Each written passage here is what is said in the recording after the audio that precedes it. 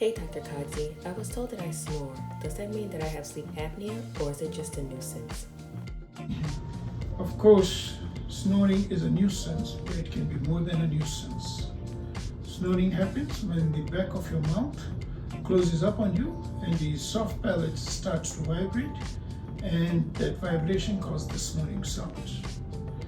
As we sleep, we go through different stages of sleep. We start from a light sleep stage, then we go into progressively deeper sleep stage. As we go into progressively deeper sleep stage, our muscle relaxes. And the biggest muscle in our body is our tongue. So as we go into deep sleep, our tongue starts to fall down and it blocks the flow of air. And when the air cannot flow down smoothly down to your lung, you start to snore. Now this can be social nuisance, but it can be more. Especially if from time to time it goes and completely blocks the flow of air. When that happens, your oxygen level starts to drop down. And when it reaches a critical point, you wake up and it causes interruption in your sleep. This is sleep apnea. My friend told me that sleep apnea is a serious condition that can have serious consequences. Is my friend correct? Yes, a lot of patients think that snoring and sleep apnea is just a social nuisance. It is more than that. According to one study, 85% of patients with atrial fibrillation have underlying sleep apnea. It is associated with increased risk of heart attack, stroke, and diabetes.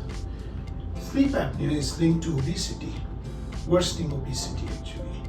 At the minimal level, it affects your quality of life and increases the risk of car accident.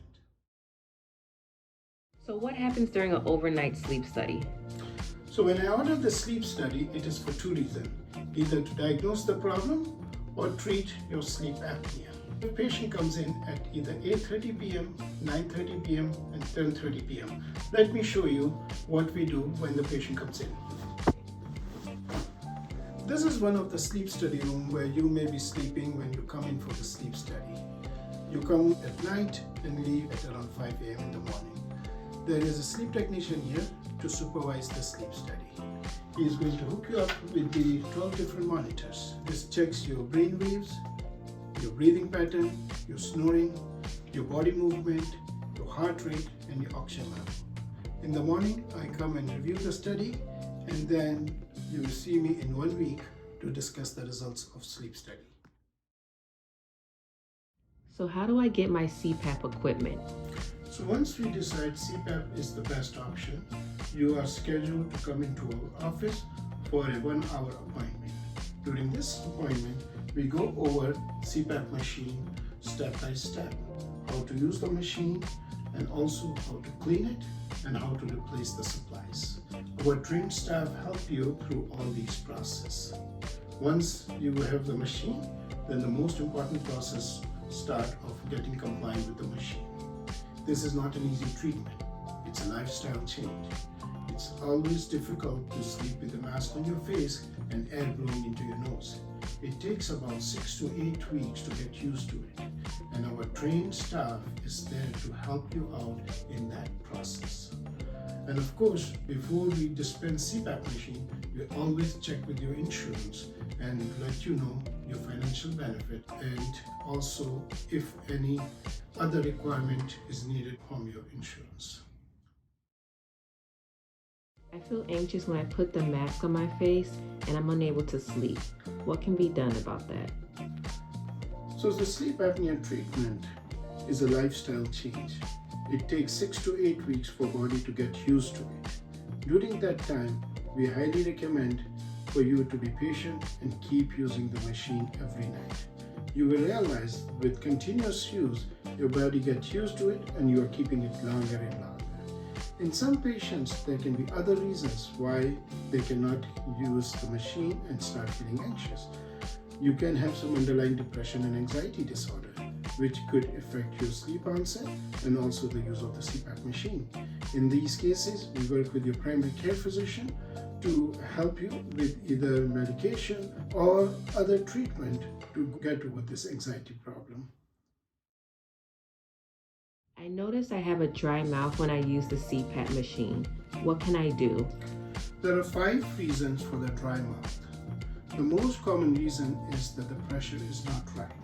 If the air pressure is not enough, you're going to open your mouth to breathe, and that can give you dry mouth. Other patients have the wrong mask.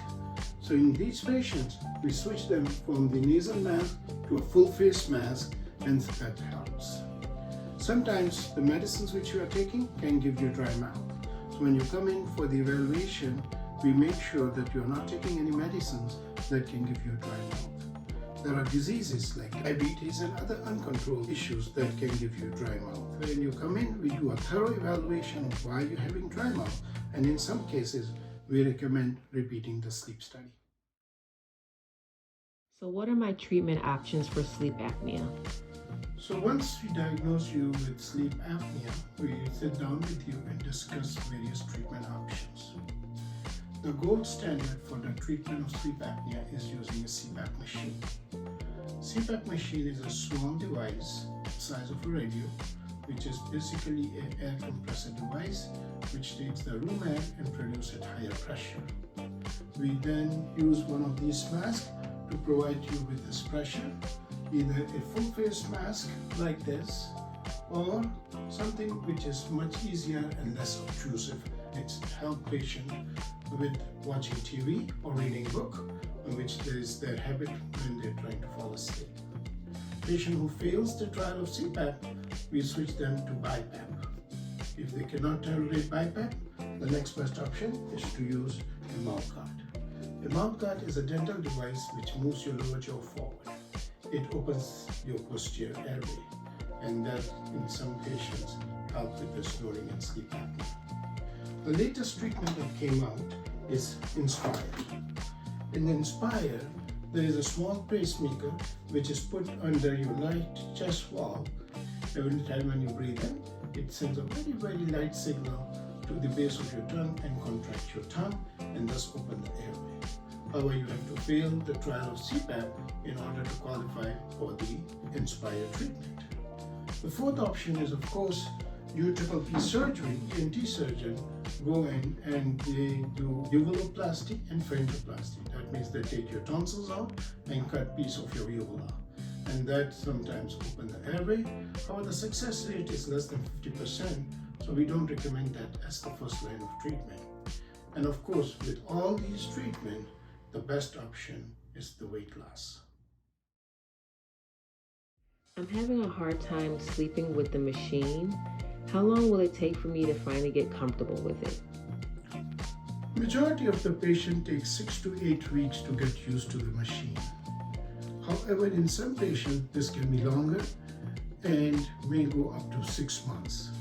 We are here to help you and hold your hand during that process. Never get frustrated, always pick up the phone and call us if you're having difficulty using the machine. There are multiple options that can be done. We can change the mask from full face mask to a nasal mask. We can change the CPAP machine from a CPAP to a BiPAP machine.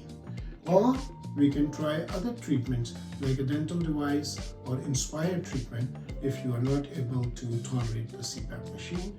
The important thing is staying compliant and staying put with the treatment for the sleep apnea.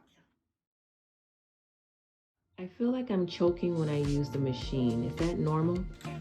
There can be a few reasons for you to feel choking sensation.